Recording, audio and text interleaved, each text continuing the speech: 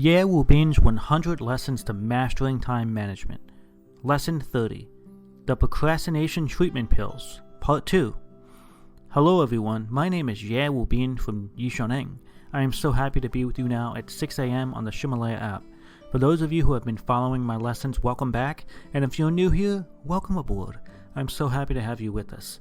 Time is man's scarcest resource. Once it's used, it can never be regained. So if you're not using your time effectively, or if the time you are spending is only getting you further away from your dreams in life, then stay with me. Listen a while, and I am confident I can help open your eyes to a new path that will get you closer to your dreams. I want to remind you that there are 100 lessons in this album, and every class lasts about 6 minutes. It is updated at 6 a.m. New York City time each morning. Today, I continue to talk about the second method to treatment procrastination. A simple but not sustainable method which I call the Procrastination Treatment Pills. The method breaks up the task into parts and uses delay in a meaningful way in order to promote efficiency. Breaking up the whole into parts means reducing the difficulty of the task by breaking it down into small units which are each completed in a single day. The idea is to continue to break down the activity into smaller and smaller parts until they are small enough that you are willing and able to do them. This is also known as the Swiss cheese method. The Swiss cheese method. Think of the small holes in Swiss cheese as small fragments of time that we use to complete small pieces of the task we want to complete. I call it fragments of time. The Swiss cheese method is explained in a book called How to Get Control of Your Time and Life by Alan Lequine. Lequine, the author, suggests that we make good use of every bit of space in a larger task. That is, to make good use of fragmented time, rather than waiting for enough time to complete the whole task. Think of it this way. Finding 3 hours to complete a large project is almost impossible in our busy schedules. But what about finding 15 minutes here and 15 minutes there? Do you think you can find that? This is like poking holes in a big block of cheese and finding fragments of time here and there. The purpose of this method is to break down the big task into small tasks and ultimately complete the entire task through a series of small accomplishments. Previously, I said that forming habits begins by doing small but meaningful things. When you break down your large task into small but purposeful tasks, it is not so difficult to achieve. So break down your task into small parts that you are willing to do, and then complete another small part at later times. If you decide to use this method, I recommend you do. You must make sure that you do not spend an infinite amount of time perfecting each small task. Complete it and move on. I call it bad start, good results. Bad start, good results. It's more important to start than it is to have a great result. Consistency is more powerful and more important than quality at this point. Over time, you will get better and better at the task. For example, let's say you decided to run a marathon one day with no previous experience doing this. In your mind, you think this is impossible. Imagine standing at the starting line and looking out over 42 kilometers or 26 miles, and you will be overwhelmed by the enormity of the task. You'll give up long before you even begin. If you can change the way you think about the task and poke holes in the great big block of cheese, so to speak, you can break down those enormous 42 kilometers into a much more manageable span.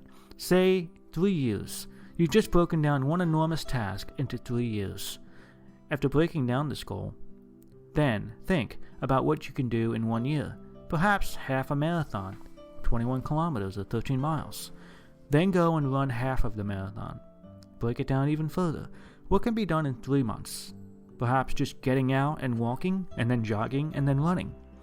Then break your task into individual days, smaller and smaller pieces.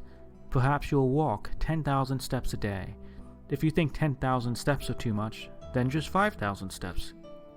The important piece is that you must break down the task until you feel they are manageable. You must feel that you can succeed in each small individual task. The amazing thing is, if you can remain consistent and devote your energy to just getting out there Whether it looks terrible or feels great, slowly you will find that success will come faster than you imagined. Remember, bad start, good results. Imagine running until you turn a corner on the trail and you can see more beautiful landscape. Each successive win will inspire you to run even further. If you do not move forward, you will only live in your own imagination forever. This is the idea of breaking down your task into several parts or poking holes in your cheese. This is called the Swiss cheese method. This method can be used in many ways. For example, you can use it to remember 10,000 English words. 10,000 words is a lot, but what if you split the task into 3 years? 3 years is about 1,000 days. So if you learn 10 words a day and then use the fragmented time each day to learn new words and rehearse previously learned words, you will find yourself succeeding more and more, and the task will become easier and easier.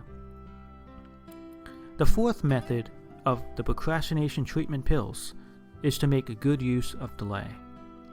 Make good use of delay means using large delays to resolve small delays. For example, on the night before a large exam, you may suddenly begin to procrastinate a bit by cleaning up the table, cleaning up your room, organizing music or files on your computer. In the end, you will find that your home is much cleaner, but you didn't learn the material needed to pass the exam. Of course, this doesn't solve your exam problems.